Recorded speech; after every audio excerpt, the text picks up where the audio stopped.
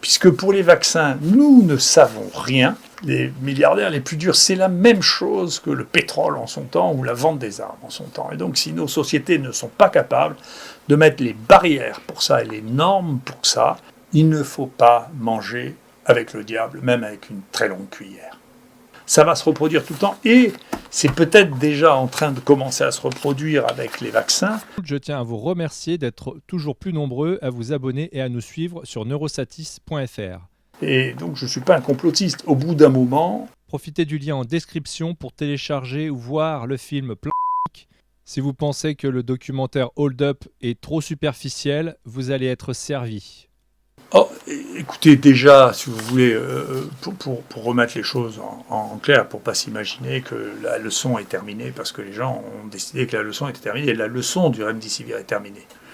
C'est-à-dire qu'on a essayé de nous intoxiquer, ça a marché, d'ailleurs c'est un moment absolument extraordinaire, de voir que nous n'avons pas les remparts contre la puissance financière de cette nature. C'est-à-dire quand on est en train de parler de milliards de dollars, nous n'avons pas, notre société n'a pas les contre-pouvoirs nécessaires pour empêcher de faire n'importe quoi et de vendre n'importe quoi. C'est ce qui s'est passé là avec le Remdesivir, c'est n'importe quoi. Moi je le sais depuis mars que c'est n'importe quoi.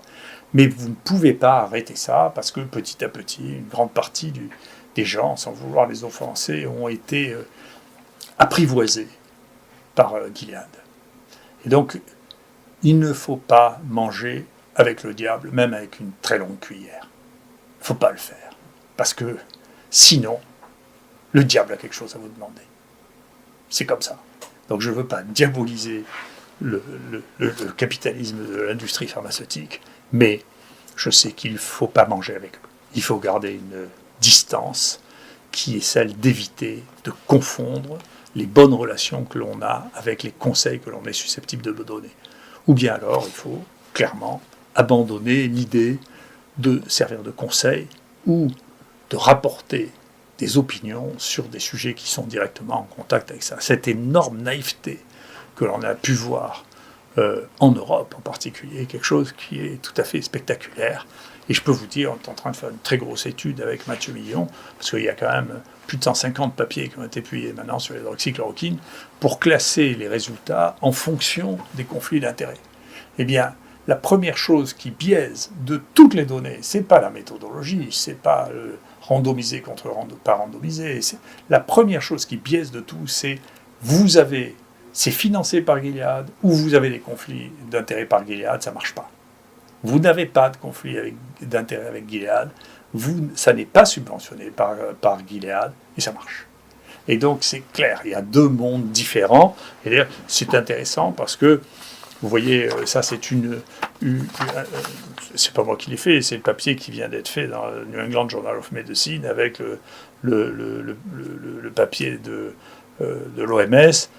J'attends, moi je voudrais bien, j'ai demandé officiellement à l'INSERM de me donner les données brutes de Discovery, je ne les ai pas, je voudrais les avoir parce qu'elles sont noyées dans ce papier-là. Mais même dans ce papier-là, vous voyez, quand on compare la survie avec l'hydroxychloroquine et le Remdesivir dans ce papier-là, qui n'est pas le mien, dans les endroits dans lesquels il y avait les deux, on voit que la survie avec l'hydroxychloroquine était meilleure, même si sur cet échantillon, qui est un échantillon très faible, ça n'est pas significatif.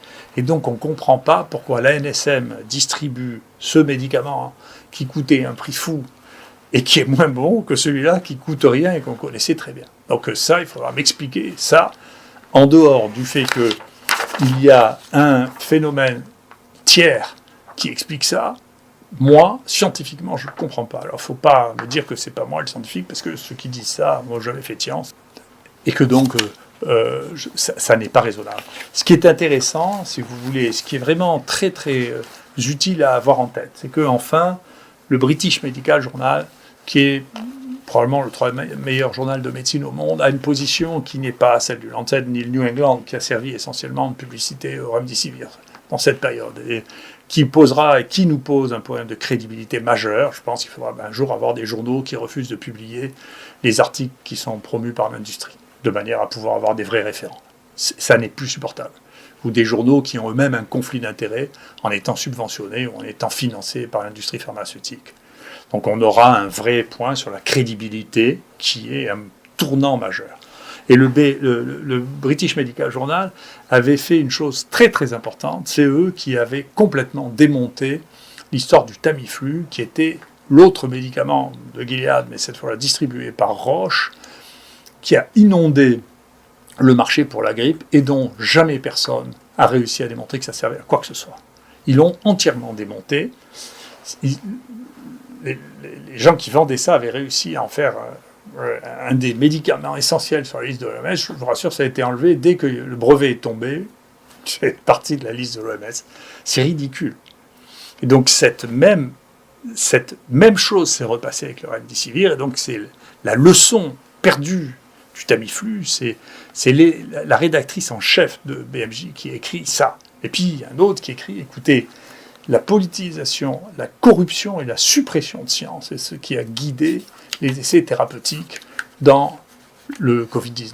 Donc, faut pas croire, moi je n'ai pas grand-chose d'un paranoïaque, et donc je ne suis pas un complotiste. Au bout d'un moment, si vous voulez, les choses deviennent trop grosses, et elles se répètent, à force de dire qu'on n'est pas complotiste, les mêmes vous roulent dans la farine plusieurs fois pour des milliards.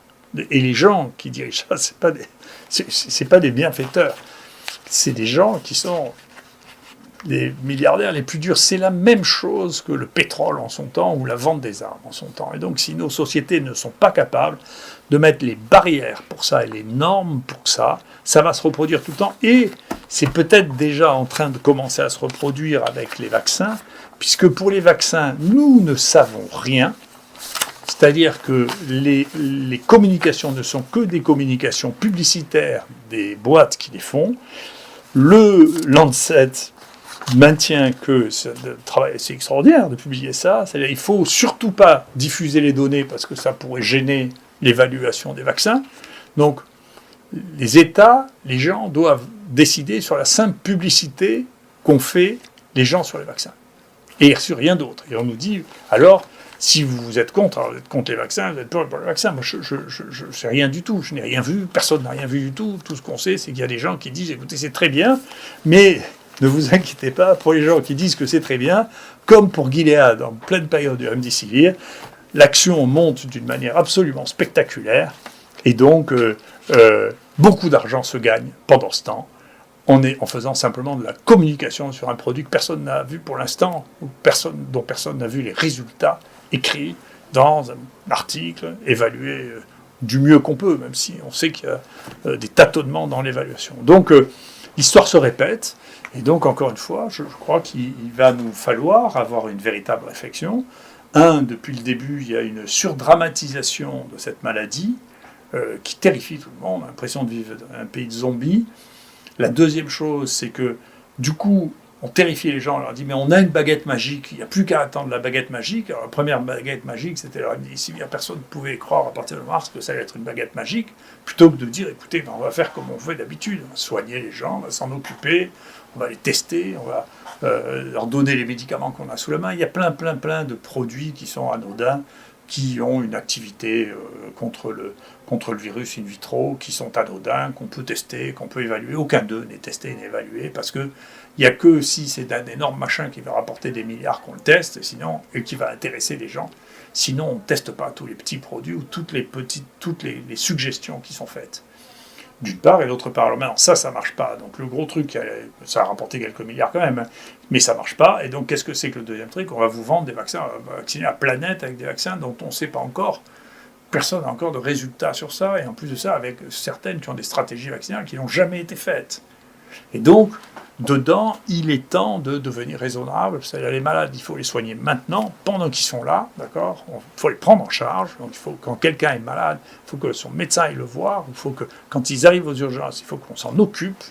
Il faut qu'on vérifie s'ils n'ont pas besoin d'oxygène. Il faut qu'on vérifie s'ils n'ont pas besoin d'être anticoagulés. Il faut qu'on s'en occupe, d'accord ? Donc, il faut faire de la médecine d'abord.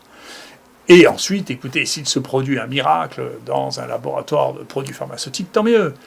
Mais on ne peut pas attendre qu'il y ait un miracle en laissant les gens sans s'en occuper en attendant, comme ça peut être fait au début de l'épidémie. Il faut soigner les gens, il faut revenir à la médecine, s'occuper des gens. Quand on s'occupe des gens, vous voyez, comme pour ne pas parler de nous, comme sur le Charles de Gaulle, eh bien, si on ne s'occupe pas des gens, il y a 10 morts. Si on s'occupe des gens, il y a 0 mort. D'accord ? Il faut s'occuper des gens. Et tant mieux si on a des bonnes surprises. Pour l'instant, les bonnes surprises, il faut attendre de voir si ça marche vraiment. Je vois que ce qui marche, c'est que ça rapporte de l'argent. Pour le reste, on verra bien.